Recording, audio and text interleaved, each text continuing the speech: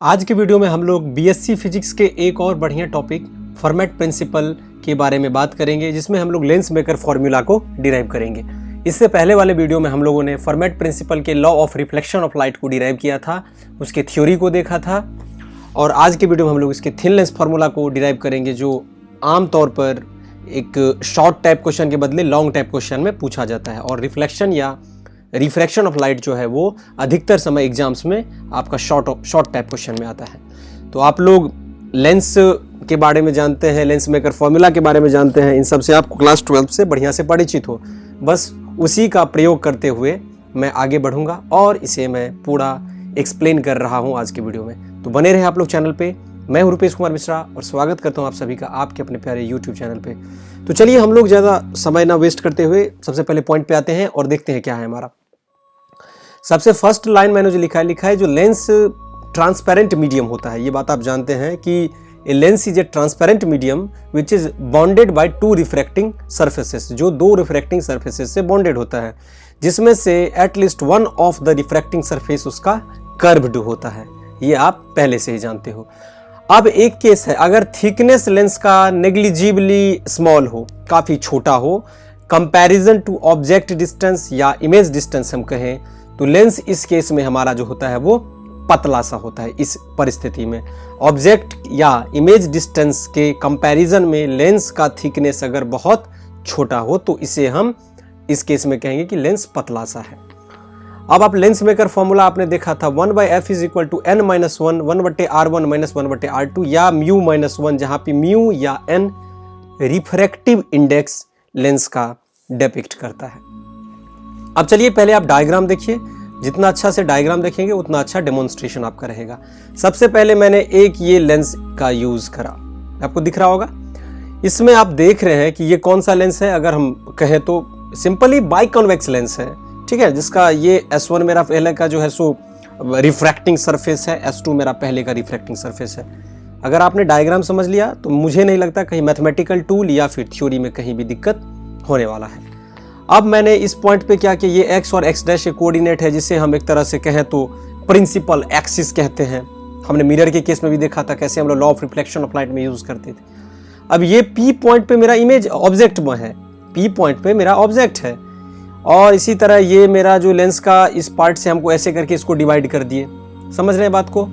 अब ये जो है M हो गया मेरा, ये मेरा N पॉइंट हो गया, Q पे मेरा इमेज बन रहा है, ये x डैश मेरा एक्सिस हो गया। जो बोले S1 और S2 रिफ्रैक्टिंग सरफेस है, A से लेके O तक का डिस्टेंस मैंने H कंसीडर कर लिया, और M से O और O से N का डिस्टेंस मैंने L मान लिया। दोनों बराबर डिस्टेंस पे है O से। O मेरा ऑप्टिकल सेंटर है, ये पॉइंट O मेरा ऑप्टिकल सेंटर है।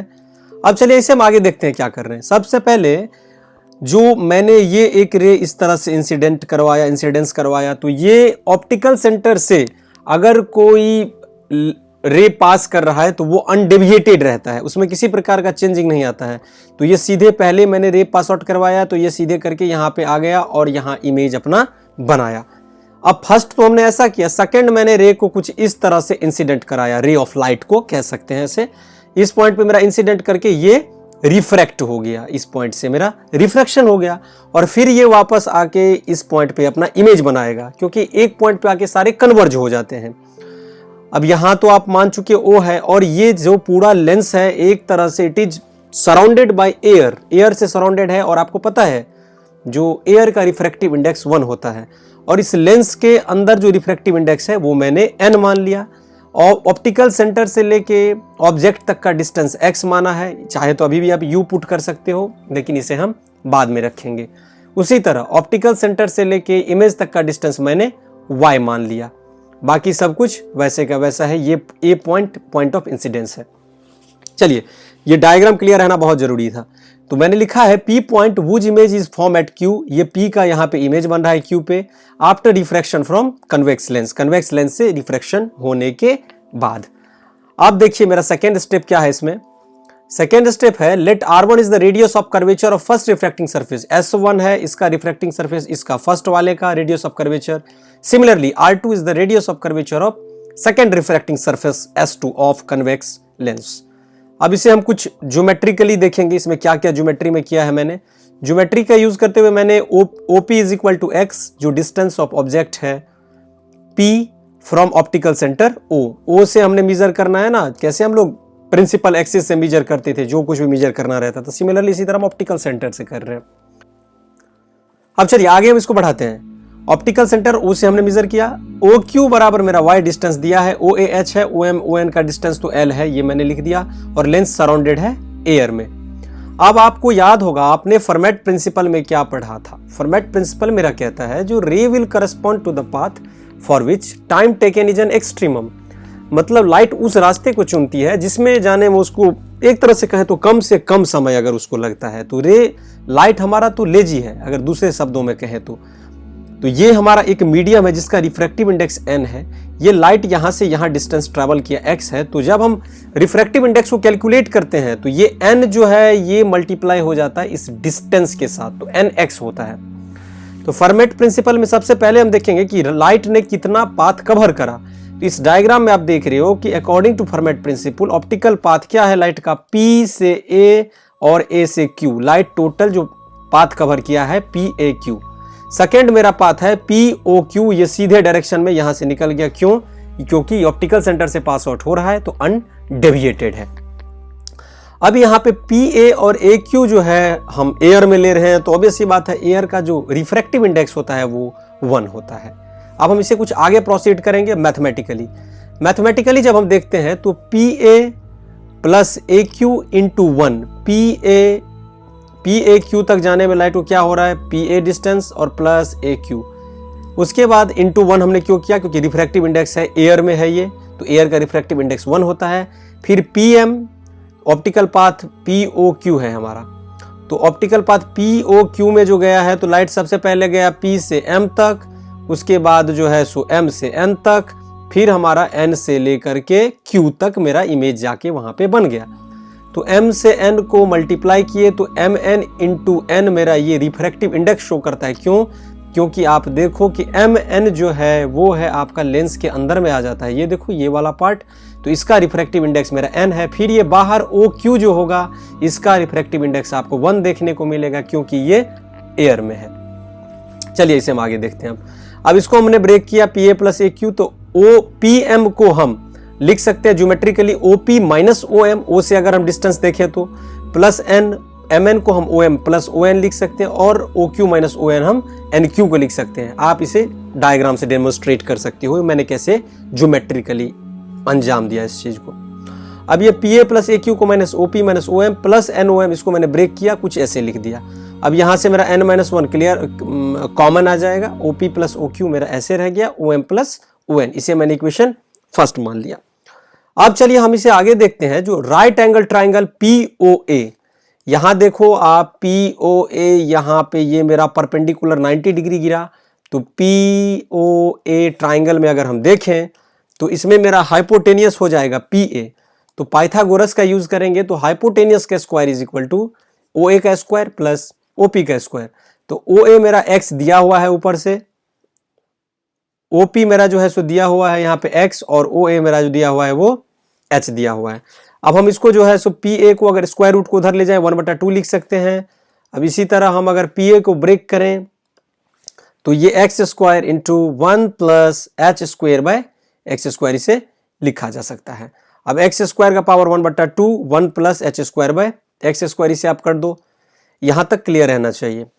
नेक्स्ट उसके बाद मैंने PA equal to x into 1 plus h square by x square, क्योंकि ये 2 से 2 तो गया, और पावर 1/2। आप देख रहे हो कि इस केस में h जो है वो बहुत ज्यादा बड़ा है, बहुत छोटा है x से, x मेरा बहुत ही ज्यादा बड़ा है h के कंपैरिजन में। अगर हम इस डायग्राम में देखें तो मेरा x जो है ये बड़ा है h के कंपैरिजन में। लग रहा होगा h बड़ा है, लेकिन एक्चुअली में ऐसा नहीं है, मेरा x बड़ा है h के कंपैरिजन में।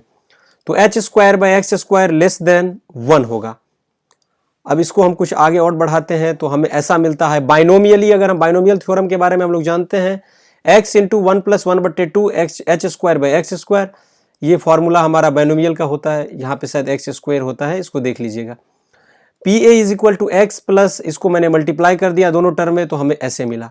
अब आपने एक साइड का रिफ्रैक्टिंग सरफेस का निकाल लिया PA का, तो सिमिलरली आप दूसरे साइड QOA ट्राइंगल में निकाल सकते हो।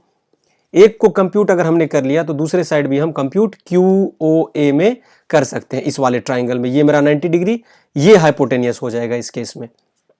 चलिए, तो इसमें हमने क्या किया, y plus H square by 2y, y replace कर दिया, बाकी सब कुछ वैसे का वैसा है।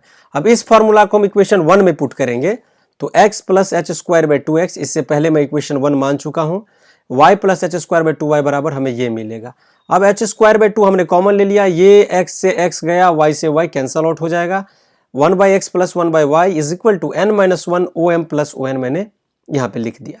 अब 1 by x plus 1 by y is equal to 2 by h square, ये एच स्क्वायर बाई 2 इस साइड मल्टीप्लाई में है, इस साइड आके डिवाइड हो गया। अब ये ऐसे कैसे रह गया अब ये 1 by x plus 1 by y बराबर n माइनस 1 ये है, और इसको मैंने मल्टीप्लाई कर दिया इधर को। क्यों, अभी इसको रखना है, आगे इसको हम कैलकुलेट करेंगे, इसीलिए मैंने मल्टीप्लाई करके छोड़ दिया है। इसे हम आगे डिराइव करेंगे क्यों इसे छोड़ा गया है। अब मान लीजिए एक सिचुएशन जिसमें फिगर कंसीडर करते हैं, ये तो मेरा प्रिंसिपल एक्सिस था, ये m था, ये O जैसे का तैसे है। अब देखिए ये m से लेके ये C1 तक जो है, ये सेंटर ऑफ कर्वेचर से लेके और सर्कल के सेंटर तक का जो डिस्टेंस होता है, एक प्रिंसिपल एक्सिस से बोलते थे ना, प्रिंसिपल एक्सिस से लेके सेंटर ऑफ कर्वेचर तक का डिस्टेंस जो होता है वो रेडियस होता है।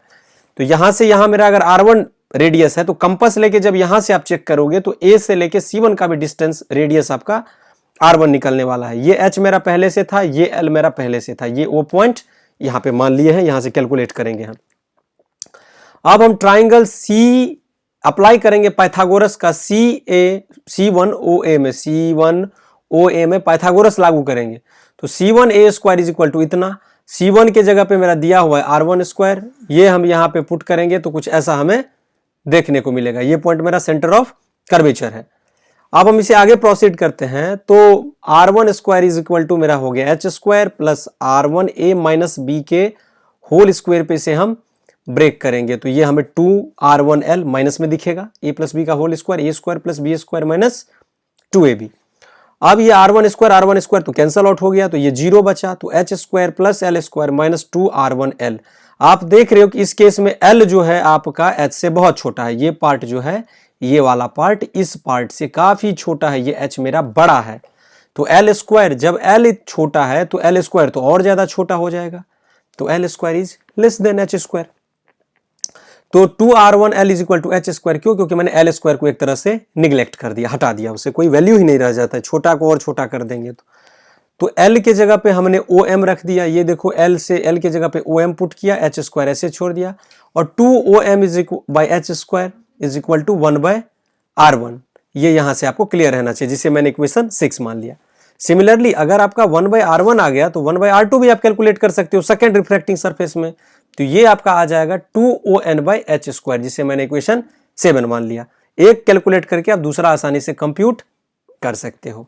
अब आप जानते हो ऊपर आपको निकला है 1 by x plus 1 by y is equal to n minus 1 1 बट्टे R1 प्लस 1 बट्टे R2, ये 2ON h by h square but और 2OM बाई एच स्क्वायर की जगह पे मैंने सब्सटीट्यूट कर दिया वैल्यू।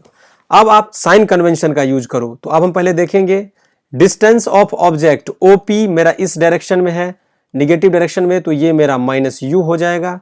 डिस्टेंस ऑफ इमेज मेरा प्लस V होगा, साथ में मेरा R1 का जो होगा रेडियस ऑफ कर्वेचर फर्स्ट का, तो मेरा इधर को होगा ना, इधर को, तो ये मेरा प्लस R1 होगा। R2 जो होगा सेकेंड रिफ्रैक्टिंग सरफेस के लिए वो माइनस R2 होगा, क्योंकि सेंटर ऑफ कर्वेचर एक तरह से इधर मेरा बनेगा।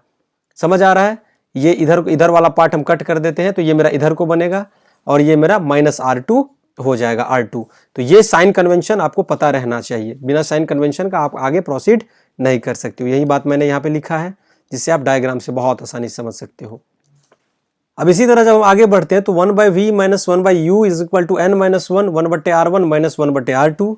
अगर मान लेते हैं हम कि ऑब्जेक्ट जो है इन्फिनिटी पे है, ऑब्जेक्ट का डिस्टेंस इन्फिनिटी पे है, तो इमेज कहां बनेगा, इमेज बनेगा फोकस पे आके, तो इमेज का डिस्टेंस वो बराबर हो जाएगा फोकल लेंथ का। समझ आ रहा है, फोकल लेंथ के बराबर हो जाएगा। तो 1 बट्टे एफ माइनस 1 बट्टे infinity is equal to n minus 1 1 बट्टे R1 माइनस R2। अब 1 बट्टे इन्फिनिटी आपका 0 होता है, तो यहां से आपको रिलेशन मिलेगा 1 by f is equal to n minus 1 या म्यू माइनस 1 1 बट्टे R1 माइनस 1 बट्टे R2। और यही है आपका रिक्वायर्ड फॉर्मेट प्रिंसिपल का लेंस मेकर फॉर्मूला। ये आपको पूरा क्लियर रहना चाहिए। तो चलिए अब इसी तरह के वीडियो के साथ मिलते हैं बहुत जल्द। तब तक के लिए आप सभी का बहुत बहुत धन्यवाद।